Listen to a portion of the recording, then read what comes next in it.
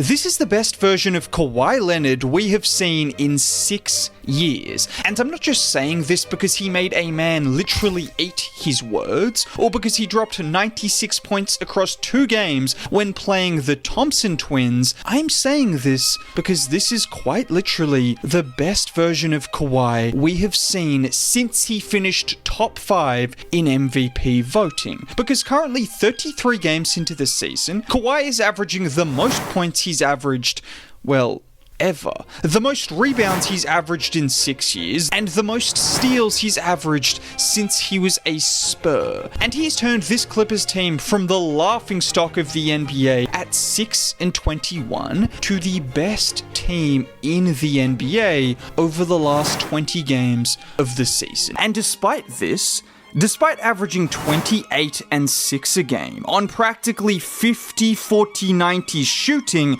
the NBA has decided this isn't good enough to be an all-star. A guy who has been playing like a top 10 player in the NBA isn't good enough to make the top 10 in the Western Conference alone. Now, I know the West is a lot better than the East, but guys, this is disrespectful. And I know what people are gonna say. Well, the Clippers are a below 500 team. So are the Blazers. But Kawhi hasn't played enough games. He's played more games than LeBron and only a few less than Devin Booker. And those are the guys he's competing with. If you want my opinion, Kawhi Leonard has been better than everyone in the reserves apart from Anthony Edwards and maybe Jamal Murray. But I don't want this video to be about downplaying everyone else, because all of these guys have been great. LeBron obviously hasn't even been close to an all-star, but I'm not an idiot and understand it's a legacy selection, but I can't remember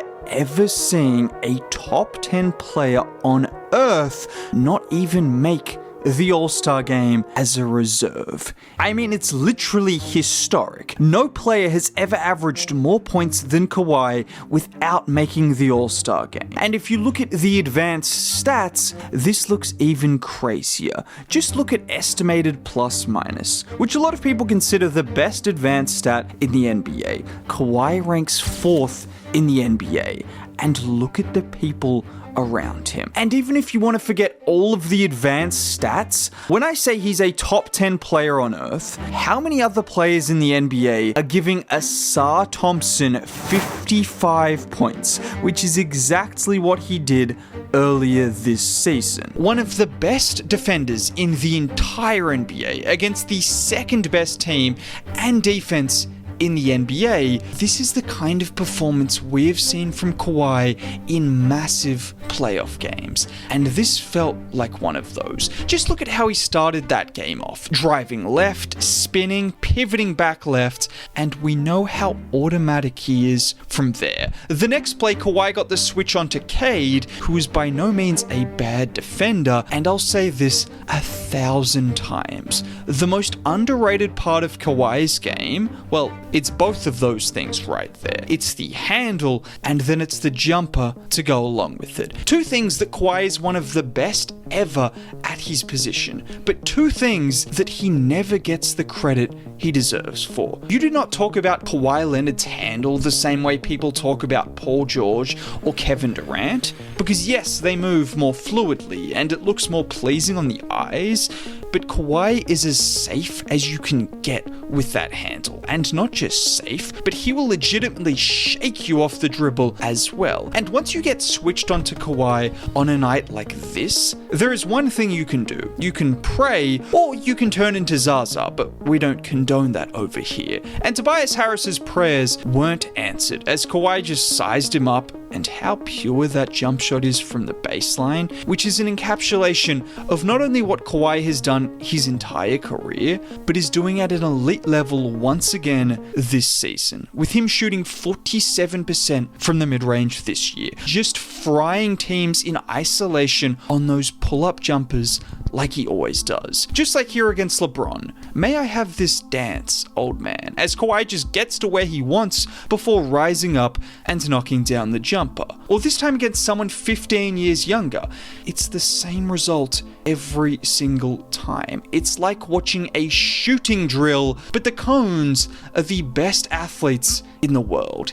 It's just unfair. And it's not a Kawhi Leonard video if I don't mention the fact he's shooting 40% from 3. And in addition to this mid-range mastery, when you think of the best shooting forwards ever, Kevin Durant, Paul George, Larry Bird, these are the kind of names that come to mind. Kawhi Leonard should also come to mind. Just like his handle, which I just talked about before, it might not be as fluid as these guys. It might not look as pretty, but he is someone that has shot nearly 40% from 3 every single season of his Clippers career. Right now, he's making more threes than Kevin Durant has ever made in his career. That's a stat that doesn't sound real. You want to check it right now, just to make sure I'm not lying? Well, here are the numbers. And make no mistake, this is one of the greatest three-point shooters ever at his position. And right now, he's having the best three-point shooting season of his career on a diet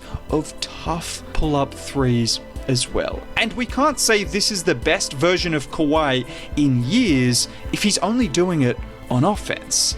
Luckily, we don't have to say that, because the Clippers' turnaround hasn't just been them starting to make shots. It hasn't been Kawhi turning into Terminator on offense. He's been just as good defensively as well. Because whilst Kawhi can't be that player he was in San Antonio, almost no one can do that in the NBA on both ends every single night. What he still has are some of the best hands ever. Like here where LeVert gets the handoff from Stewart, and watch Kawhi slide over on the help side, and he just sticks his hand in there, poking the ball away from Stewart so swiftly. Or this time where he switches off Harris onto Cade, and that is just some of the most insane timing and anticipation to make that play as Cade was getting into his gather. But you know what? If there is any defensive play that should tell you this is the best Kawhi we have seen in years, watch him guarding Robinson. Duncan gets a step on him, but look at Kawhi aggressively recover, getting around Duran and then sticking that ridiculous wingspan out before gliding down the floor and getting to the rim.